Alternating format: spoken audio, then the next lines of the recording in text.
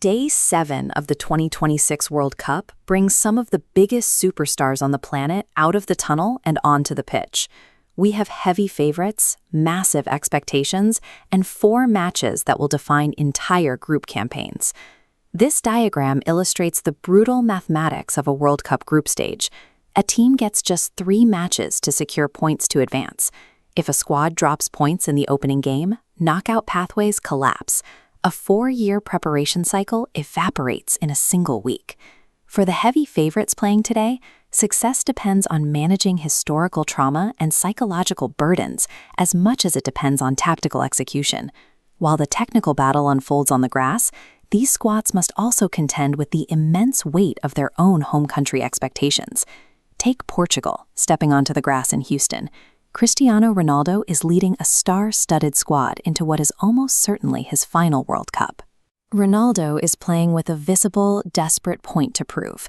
However, that individual drive risks overshadowing Bruno Fernandes, the midfielder who actually acts as the tactical engine for this current squad. If Bruno struggles to find space because the system is forced through Ronaldo, the entire Portuguese attack stalls. DR Congo brings an entirely different mindset.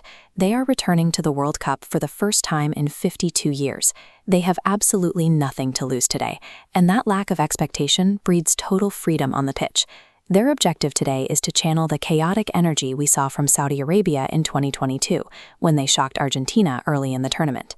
DR Congo wants to leverage their underdog status into a highly aggressive, physical first half. Portugal's primary obstacle in Houston is their own potential for emotional distraction.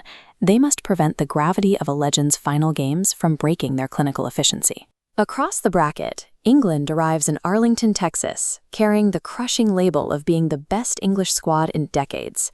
The expectation is fueled by world-class talent performing at the absolute peak of their club careers, specifically Harry Kane, Jude Bellingham, and Declan Rice. But there is a trapdoor waiting for them in Group L. They are facing Croatia. This is the exact team responsible for eliminating them in the 2018 semi-final. England has a history of high-profile collapses when momentum shifts. If Croatia's aging, fading golden generation manages to score an early goal, that anxiety always bleeds straight onto the pitch, testing the composure of England's young stars in real time. To secure these crucial 3 points, England must first prove they have conquered the ghosts of their own past failures. In the other half of Group L, Ghana and Panama are fighting a desperate survival scrap. With England and Croatia occupying the favorite slots, both of these teams know that dropping points today makes qualifying for the knockouts mathematically improbable. Ghana enters this do-or-die scenario in a state of pure, self-inflicted crisis. They sacked their manager just 72 days before the tournament began. You cannot build a cohesive tactical system in 2 months. That managerial chaos breeds immediate disorganization on the pitch, which forces star players like Mohamed Kudus to attempt to rescue the game through sheer individual brilliance. Panama will look to exploit that exact disorganization. They play a possession-heavy system under Thomas Christensen, and they rely heavily on physical set pieces to punish defenses that lack communication. Tactical nuances take a backseat in a match like this.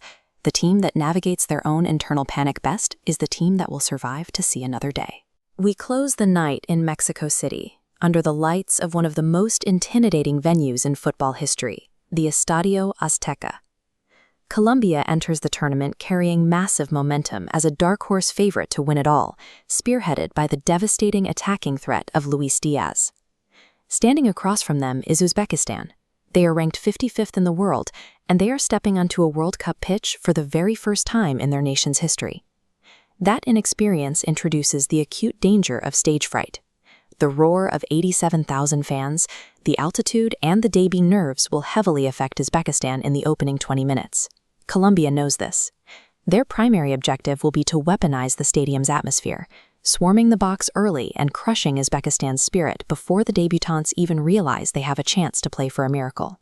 By midnight tonight, the standings in Groups K and L will have shifted significantly, leaving little room for error in the final 2 matches of the round. Raw talent serves as the entry fee for the World Cup, but the group stage is designed to test a team's mental endurance. Today shows us that the favorites who survive are the ones who can maintain their focus even as the margins for error disappear. What do you think? Will England's golden generation finally hold their nerve on the biggest stage, or will Croatia spark another historic meltdown? Drop your prediction in the comments. Make sure to subscribe because the group stage is only heating up. Join us tomorrow for Day 8, featuring Czechia versus South Africa and Canada taking on Qatar. We'll see you then.